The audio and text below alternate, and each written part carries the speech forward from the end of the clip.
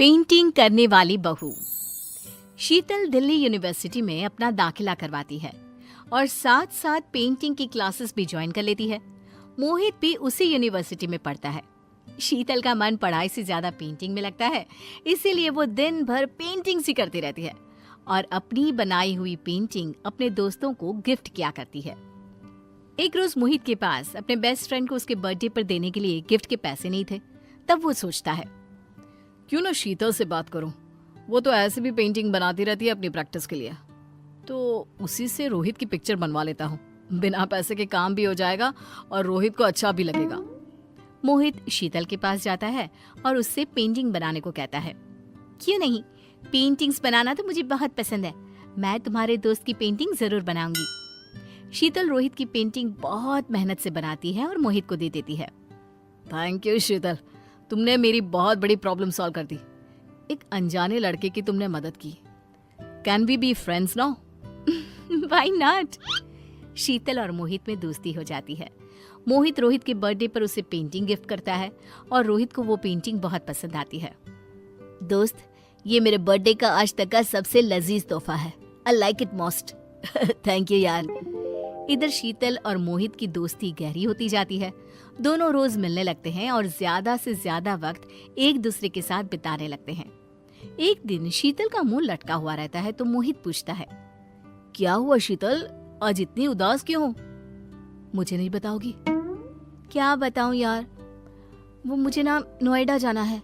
India के बाहर से कुछ लोग पेंटिंग का सेमिनार करवाने आए हुए हैं और कुछ अलग सिखाने भी। मुझे उनकी क्लास अटेंड करनी है, लेकिन कैसे जाऊंगी? एक वीक तक रेगुलर पब्लिक ट्रांसपोर्ट से गई तो लेट हो जाऊंगी। समझ में ही नहीं आ रहा क्या करूं। बस इतनी सी बात है, मैं किस लिए हूं? मैं तुम्हें रोज अपनी बाइक से छोड़ आऊंगा। अब तो हंस दो। Thank you. मोहित रोज शीतल को नोएडा क्लास अटेंड करने के लिए लेकर जाता है और जब तक उसकी क्लास चलती है वो बाहर ही वेट करता रहता है। क्लास ओवर होने के बाद वो उसे उसके घर छोड़ाता है। इसी तरह दोनों फाइनल ईयर में आ जाते हैं। धीरे धीरे दोनों को ये एहसास होने लगता है कि दोनों एक दूसरे के बिना नहीं रह सकते। शीतल, आई लव यू। तुम मुझे बहुत पसंद हो। आई लव यू टू मोहित। दोनों रिलेशनशिप में आ जाते हैं और देखते देखते उनकी पढ़ाई भी पूरी हो जाती है। मोहित को एक अच्छी जॉब मिल जाती है और वो शीतल को शादी के लिए प्रपोज करता है। शीतल, अब हमें शादी कर लेनी चाहिए। लेकिन मैं पेंटिंग नहीं छोड़ सकती मोहित। मैं अपना काम चालू रखूंगी और पेंटिंग बनाकर सेल भी करती रहूंगी। अगर तुम पेंटिंग करती रहोगी तो घर का काम कौन करेगा? घर कौन संभालेगा? देखो, घर के काम तो मुझे ज्यादा आते नहीं, लेकिन जितना आता है मैं कर लूंगी। कॉलेज के साथ भी तो पेंटिंग किया करती थी, लेकिन मैं अपना पैशन नहीं छोड़ूंगी। हम मेड भी तो रख सकते हैं ना? अच्छा, मेड तो वो घर के काम करेगी और मेरा ख्याल कौन रखेगा? अच्छा जी, अब तक कौन रख रहा था तुम्हारा ख्याल? तुम ही तो। दोनों की शादी हो जाती है और शीतल मोहित से शादी कर धनबाद आ जाती है। कमला शीतल से कहती है, बहू, थोड़ा घर पर भी ध्यान रखा करो। पूरे घर पर कार्डबोर्ड पड़े रहते हैं। कोई घर पर आ जाए तो कितना खराब लगता है। हर जगह कार्डबोर्ड कार्डबोर्ड, और तेरे हाथों में तो जब देखो तब रंग लगा होता है और इसी हाथ से तुम खाना भी बना देती हो। अरे कम से कम हमारी सेहत का तो सोचा होता। जब तुम इस तरह करोगी तो आगे क्या होगा? कल को तुम्हारे बच्चे होंगे। मम्मी जी, अब से मैं ध्यान रखूंगी। बेटा, मैं तेरे भले के लिए ही कहती हूँ। शीतल जब देखो पेंटिंग बनाती रहती है। घर पर ही छोटा सा दुकान खोल लेती है और ऑर्डर्स लेना चालू कर देती है। जगह जगह स्टॉल्स भी लगाती है और धीरे धीरे धनबाद में शीतल की पहचान बन जाती है। लोग उसे जानने लगते हैं। शीतल अब मोहित को भी ज्यादा वक्त नहीं दे पाती है। एक रोज मोहित शीतल से कहता है, शीतल चलो ना, आज मूवी चलते हैं। बहुत दिन हो गए हम दोनों साथ कहीं नहीं गए। नहीं यार, अभी मुझे एक ऑर्डर कंप्लीट करना है रात तक। क्या यार, जब देखो पेंटिंग पेंटिंग, जिंदगी ही खराब हो गई है मेरी।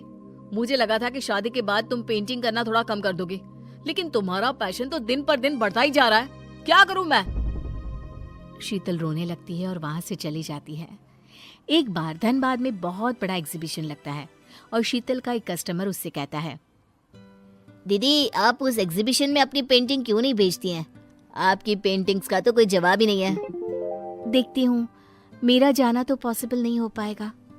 शीतल के दिमाग में कस्टमर की बातें घूमने लगती है और वो सोचती है, कल अपनी पेंटिंग वहां भिजवाई देती हूँ, क्या पता कुछ अच्छा हो जाए। शीतल अपनी फ्रेंड के जरिए अपनी बेस्ट पेंटिंग एग्जीबिशन में भिजवा देती है। पता नहीं पेंटिंग किसी को पसंद आएगी या नहीं, पता नहीं क्या रिएक्शन होगा सबका। इन्हीं सभी बातों में शीतल खोई रहती है और गलती से कार्डबोर्ड सीढ़ी में रख देती है और विमल गिर जाता है। ये देखकर मोहित और कमला आग बबूला हो जाते हैं। अरे माथा खराब हो गया है इस लड़की का, इस रंगाई पुताई में सबको मार कर छोड़ेगी। कुछ लोगों ने तारीफ क्या कर दी, पागल ही हो गई है ये तो। आज से तुम्हारे सब काम बंद, ये पेंटिंग वेंटिंग नहीं करोगे तुम अब से। मोहित विमल यानी कि अपने पापा को डॉक्टर के पास ले जाता है। तब डॉक्टर कहते हैं, इन्हें कुछ नहीं हुआ है, उम्र होने के कारण इन्हें पैर में दर्द हो रहा है, टेंशन की कोई बात नहीं है।